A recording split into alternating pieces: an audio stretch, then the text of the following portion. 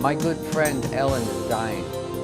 She has cancer and no one knows how much time she has left. Ellen is never married. She was a regular churchgoer. She believes in the Blessed Mother and was virtuous in her existence. You could always find Ellen at home, unable to enjoy herself in that world for some reason. I always felt sad about that she just couldn't get out and enjoy herself. I thought she was cute, she had an adorable personality, but that she would be my friend forever, and that I always looked to spend time with her.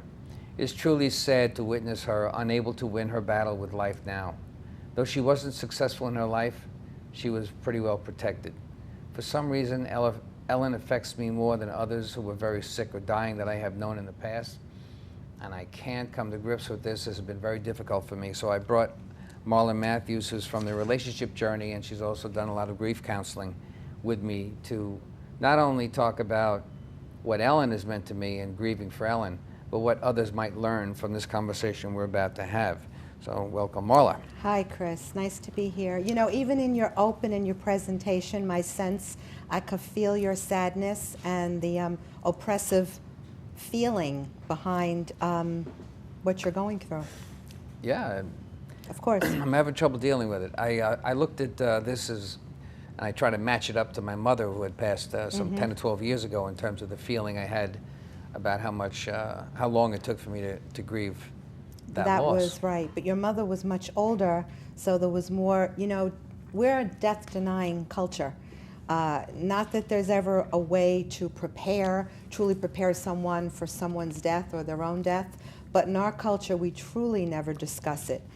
So, you know, there's a real sense of powerlessness that you must be going through and experiencing, especially with someone who's younger than you are. Yeah, I think the age, and also you said something before we started the show about maybe it might have some internal mechanism of my own. That Your might own mortality, be, yeah, sure. it might be reflecting out Yeah, again. I mean, you know, the reality is one out of one of us die, and that really stinks. I mean, nobody wants to really accept that.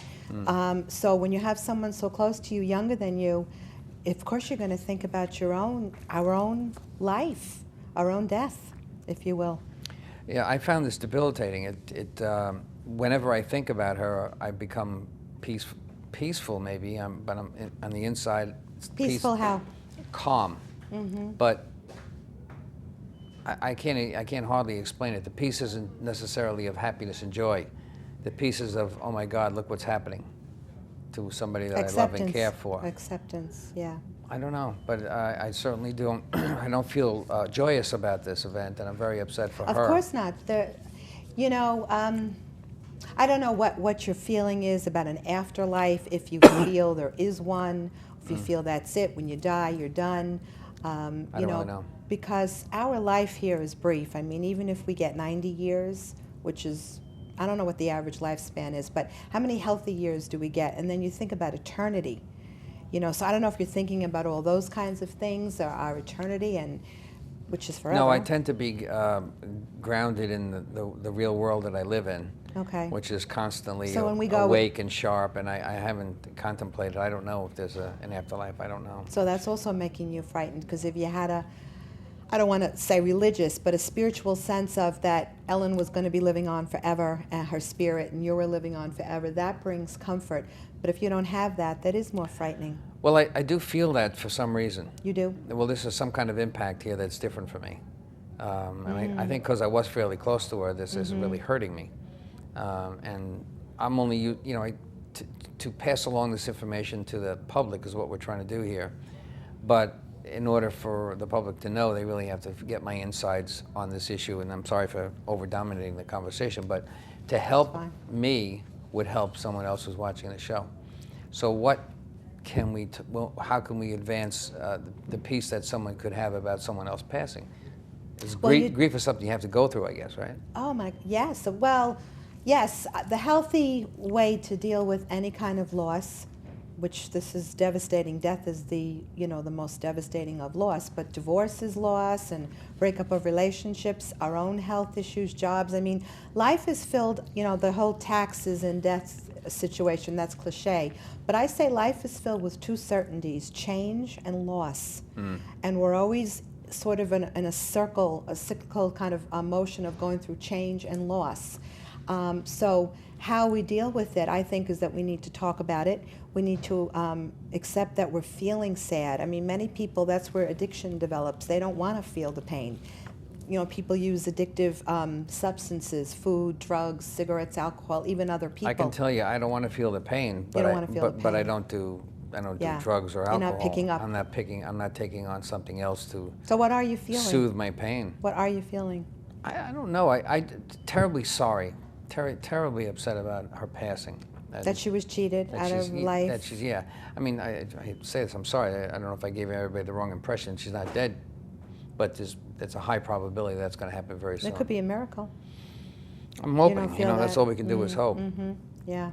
But there's varied griefs. Pain is something that goes up and down. It's Right. not the same for everyone. Mm-hmm. Some people I notice seem to be quite good at accepting loss. But you don't know what they're really feeling. You don't know what's going on behind closed doors. Again, they could be picking up drinking, smoking, substances. They could be abusing other people, displaced anger. I mean, there's a myriad of circumstances. But what I'm feeling from you right here is that your sadness and your intense powerlessness, that's what loss does for us. We realize that we have so little control over so many things in our life. Someone leaving us through death or through brokenheartedness or, you know, many situations. And that's also, we don't know when our last moments are going to be too. You have to be, as you said earlier, thinking about that as well. I feel somehow that death is and should be something that's relatively quick.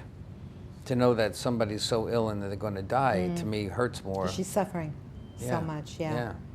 See, the thing is, the shoulds, you know, all the shoulds. Yeah, it should be, we should die in our sleep at 150, and that's the way it should go. Yeah. Nobody should abuse anybody, and nobody should do many things, but life is filled with so much pain. You know, the sense I get is maybe you haven't gone through that much pain in your life, and this is probably one of the most painful things you're experiencing. You know, it certainly rates up there as something high in terms of how, Mm-hmm. you know, the pain I'm feeling about it. How have you gotten through other Work. loss? I am a very busy Well, guy. that could be an addiction too, though, you know, that's why I said. Maybe that's certainly, if I have an addiction, that's it. I work very hard and work long hours. And Right, so you don't want to feel. I'm independent. You don't want to feel that sorrow, that deep I feel the despair. joy of going to work. Right, well, it kind of takes away. Exactly. Yeah. So maybe this will maybe be the first time you'll ever be grieving a severe loss. My uncle died only about 2 or 3 months ago, and he had been sick for about a year or two, so that's a long time. But I never felt like he was going to die until he died. Ah, that's death denying. Elizabeth Kubler-Ross talks about that. She did lots of work in this area of death and the stages that we go through. And the first one is denial. But I'm sure your uncle was older.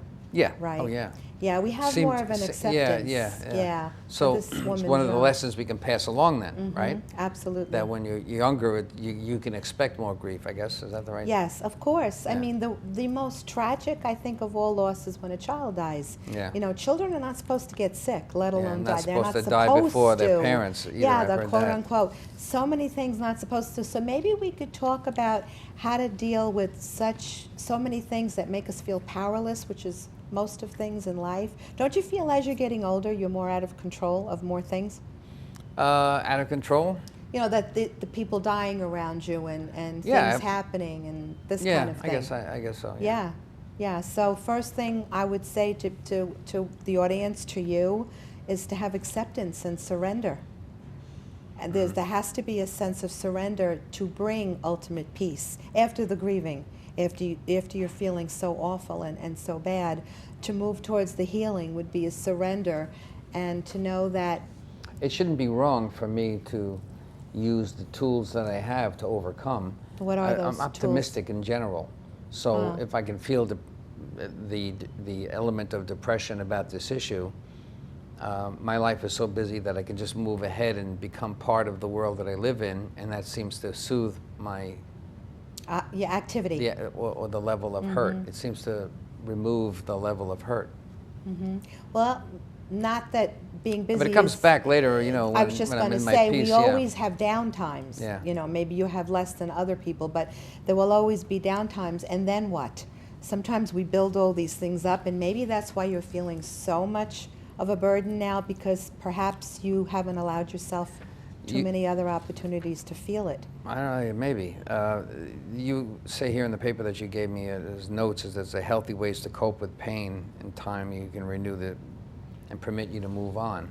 I always felt that I had an advantage there, that my activity level is high. I can do a lot of things, and I am doing a lot of things. And different types of things that require me to be sharp. Right. And I don't feel myself losing any. To redirect your focus is what you do. Yeah, all this activity is keeping me Right. out of the pain. Right. But yet you're still feeling the pain. At times. Right. So this is different than the other times, is what I'm saying. Yeah, and I think that's why I brought up this whole thing. I just feel so sorrowful about her being ill. Yeah, it's horrible. And to see that she believes that it's not going to last longer too, and that really hurts to see that. What's her psychological state? How is she? I mean, she must be very frightened, to say the least. Yeah. Does she have a sense of peace about eternity? Does she? Well, have she spiritual- uses expressions like, "I'm finally going to see my sister and my mother." Oh. And well, did I say finally? So she believes That there's she's an afterlife. yeah, she's connecting to the afterlife. So she's connected. So that's giving her an enormous amount of comfort. Whew, I don't know that, and I know she's in so much pain. I didn't really, I didn't She's in challenge her physical with that. I pain. don't know. Yeah. Yeah. Yeah, I mean, I believe there's definitely eternity. There's an afterlife. I don't want to die either, but I know that I will someday. I am absolutely positive that there is an eternity and there's an afterlife. So that gives me an enormous amount of comfort. You know, having lost my dad when he was very young also was devastating, because he was too young to die. He was only 54. Oh, same Shouldn't basic die. age, yeah. The same age. And so, that shouldn't have been. But knowing that his spirit was living on gave me some kind of comfort in time. Chris, also the cliche that time is a healer. Right now you're in the midst of it. I think you're trying to prepare. I'm going to go out on a limb a little bit. I think you're trying to almost prepare yourself for that day, but you really can't. Right. That's the thing. You can't know when that's going to happen, whether it's a month or a week or a year or who knows. But I might have a similar issue, you're saying. You might have similar issues, or how are you going to feel when it's Ellen's last day? Also, perhaps because you're such a productive person, you're trying to even prepare yourself for her death, your death. Yeah, that could be. I guess, this is what is interesting about the loss process, is because it can differ so drastically with individuals. Sure, yeah.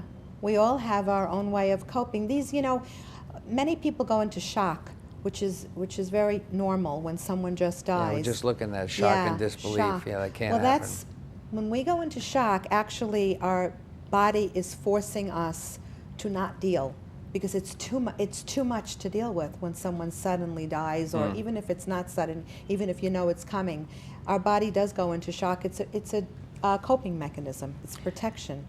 These coping mechanisms are like sadness. Some of the ones that are on this list are guilt, anger, fear, physical symptoms. I'm a little on the verge of angry about it, and I don't know where to displace that anger, but I'm kind of upset that this has happened. You're angry that she has to deal with this. Yeah, she was Sure. such a Yeah, sweet of individual. course. Why is she suffering? Why? I don't understand that. And am I sad? Sure. Am I angry? Yeah. I don't have guilt, but fear. I have a little fear that might happen to myself. Mm-hmm. Right. We don't know. Projection, that kind of thing. Does this, may I ask you a question? Does this make you want to look at more of a spiritual knowing and understanding for yourself? Yeah, that Because always happens you're to so me. powerless, yeah. Whenever I go to wakes and funerals, I think more spiritually at those times. And it does make me go through that now. Did you see the movie Heaven is Real? That could be comforting for you to watch that now. Yeah, maybe I Oh should. yeah, it's a true story of a little boy. There's a book out who went into some sort of a coma. He didn't actually die, but he was able to know things that were impossible for him to know.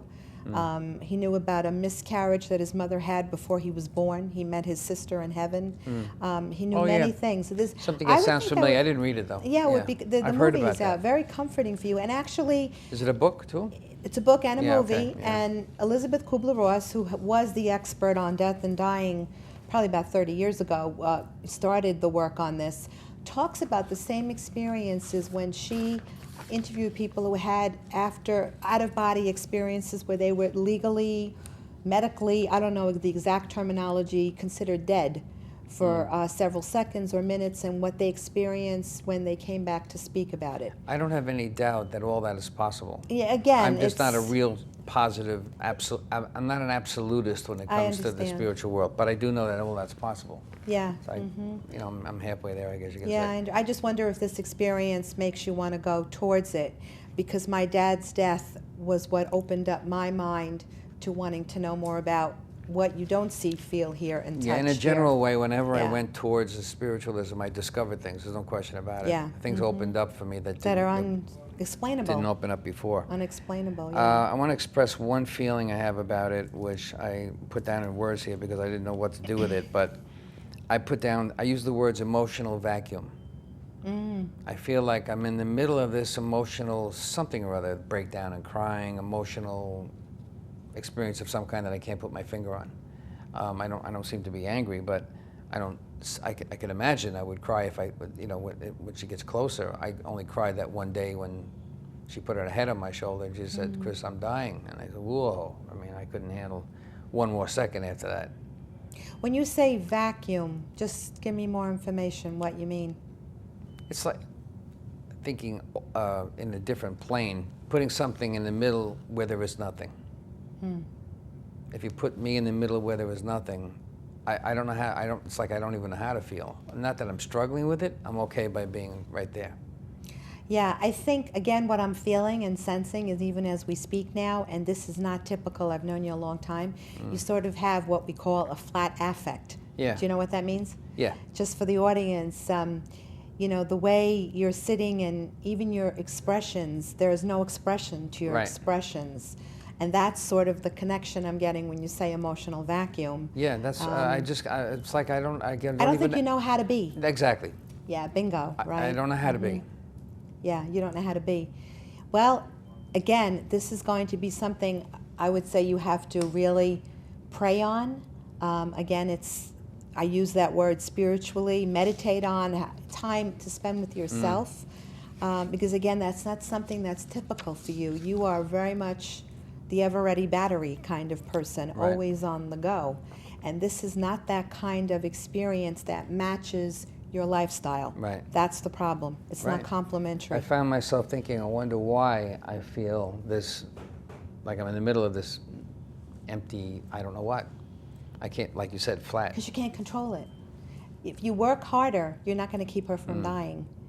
If you Right. do many things that you normally do to keep yourself active and busy, it's not I going to had that stop thought. that. I had that thought. Yeah. I had that thought that there must be something I can do.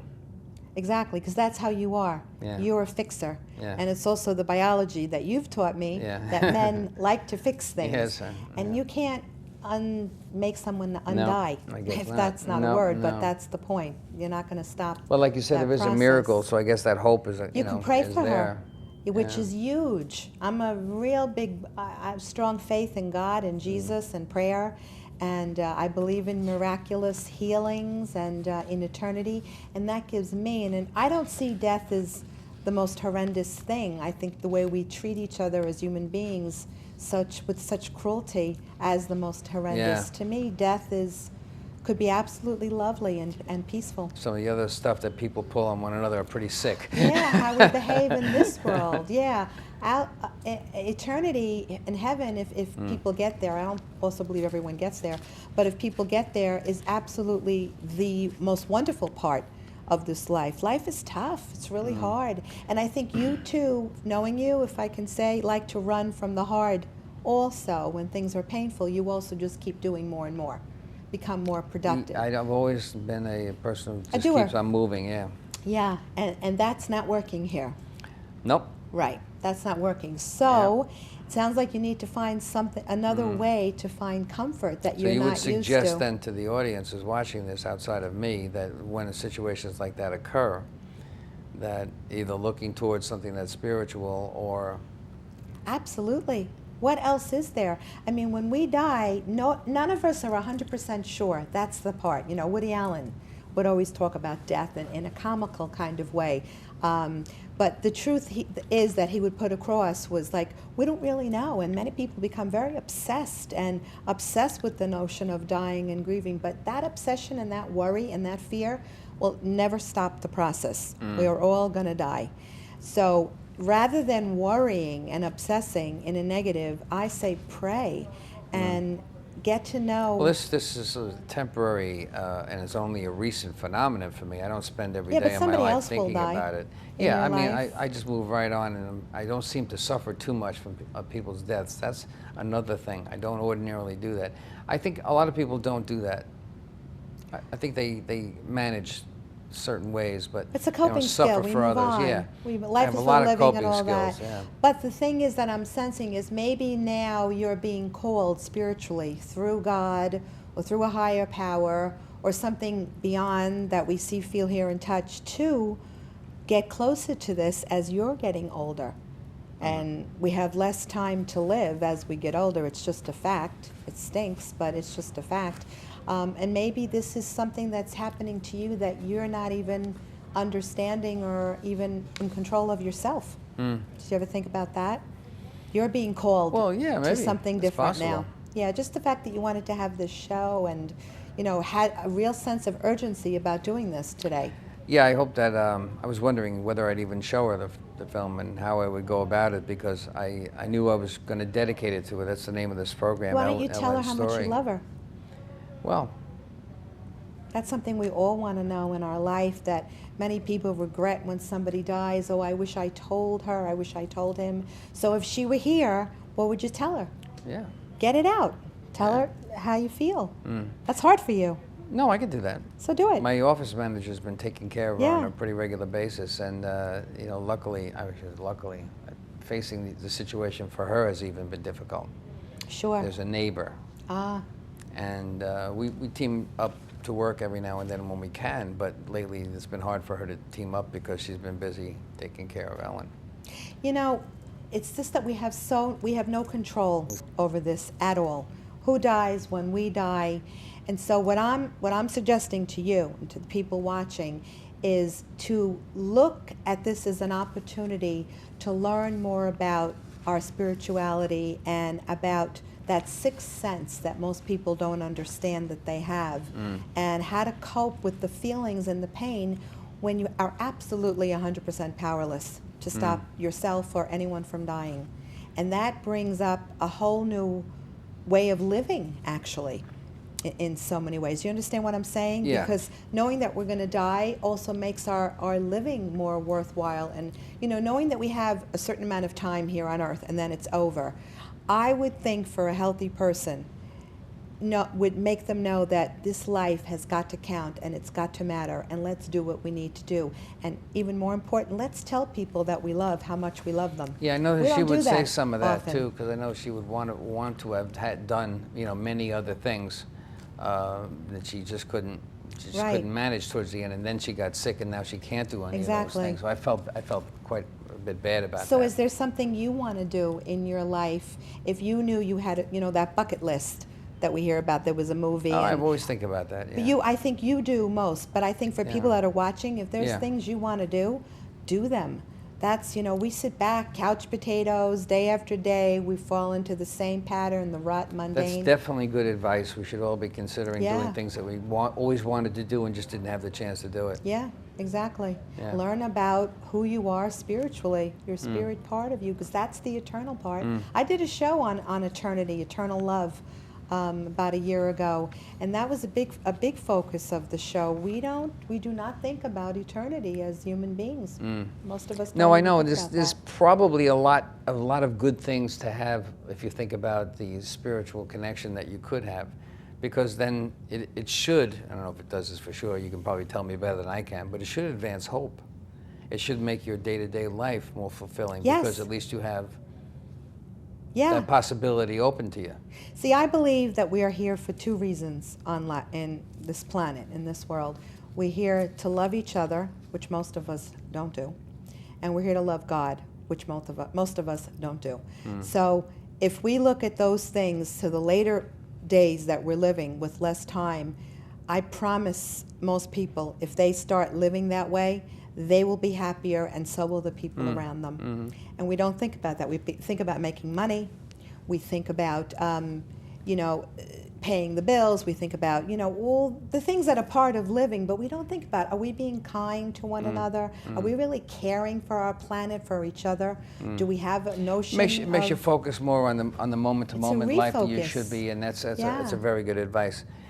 We've run out of time, and I want to thank you very Have we? much. Yeah, Oh, it was well, quick, this huh? was fun. No, joking. No, I'm hoping that the audience got a picture and a good look at what it's like to have somebody close to you who might be dying, and that maybe that Marla and I will hopefully able to shed some of that light on what you might be able to do when something like that does happen to you. We'll miss you, Ellen, and I hope you can recover. Absolutely. Yes, and thank you very much for watching FIT TV. See you again next week. We'll pray for a miracle.